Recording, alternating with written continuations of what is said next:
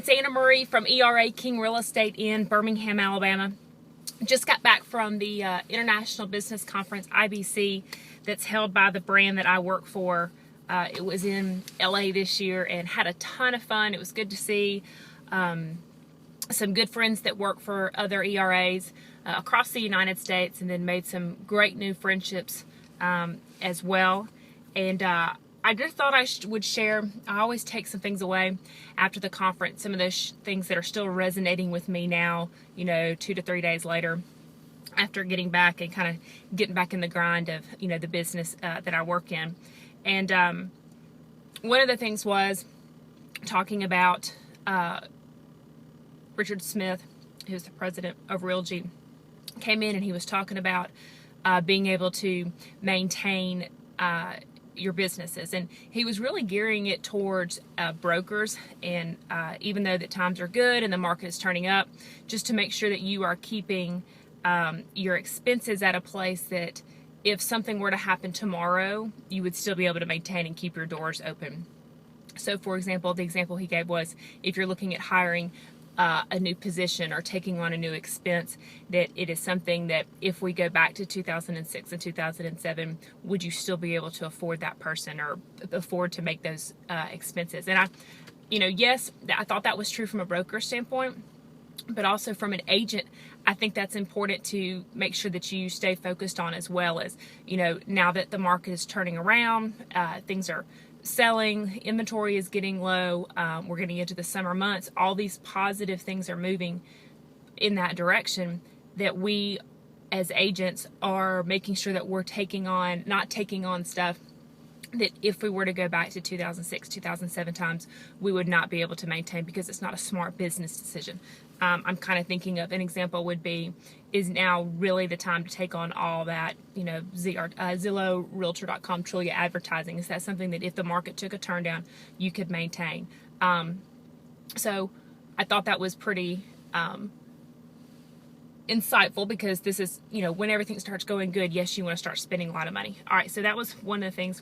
One of the other things that was taken away was that mobile and mobile advertising and mobile platforms and mobile call to action. And basically, if you do not have a mobile plan, from a brokerage standpoint, from an agent standpoint, if you do not have a mobile plan, then you are already missing the boat. The statistics for the amount of people that search online on their mobile device is increasing at double and triple the rates year over year. And yes, eventually that's going to cap out, but yeah, that would mean that everybody is searching for stuff on their website, on their cell phone, and not actually on a desktop, or on a tablet, not actually on a desktop computer.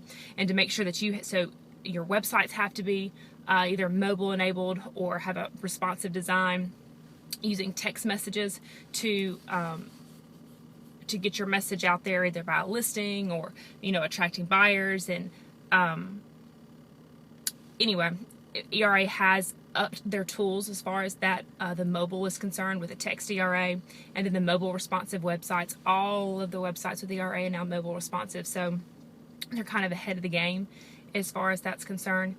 And last but not least is Alex Perello was talking about getting back to the basics, and us as realtors can't be too good to do some of the things that used to work in order to sell houses. And I thought that was true not only for agents, going back to working your sphere of influence and knocking on doors and doing stuff like that to get business, but also, from a consumer standpoint, you can hire an agent who has all this razzle-dazzle and the latest technology, but at the end of the day, they need to be able to have the basics that a good realtor has. They have to be able to negotiate with other agents.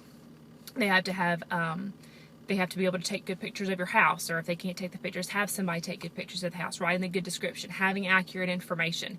You can't just throw it out there and expect it to sell very quickly, or you have a successful and smooth transaction. So I just thought those were, like I said, 3 things that I'm still thinking about today, along with some others, but those are just the 3 that are pretty hot on my mind. Oh, and last but not least, ERA got a new logo. See, there it is. And I'm kind of excited about it. It is different than the original logo, and it's growing on me. I like it on a lot of the signs and obviously the stationery, the pens. I like the way it looks. I like the message, the feeling it comes when you look at it. It's very sleek and very trendy, and it kind of just signifies a lot of the internal changes that ERA has made from the backside. You know, they've really upped their mobile platforms, like I was just talking about, their branding tools, the websites, the text ERA, and some of the other back-end maintenance for agents and brokerage. They have refined those, made them better, help us work more efficiently. And so this new logo just kind of caps off all of those changes and gives something from the outside that people can see, not just the tools from the backside that we have access to and people can use every day also. So anyway, if you have any questions or comments, or if you were at IBC and I missed something, you saw something that also you're still thinking about here on Monday, please share it below, or you can always email me at anna-marie@era-king.com.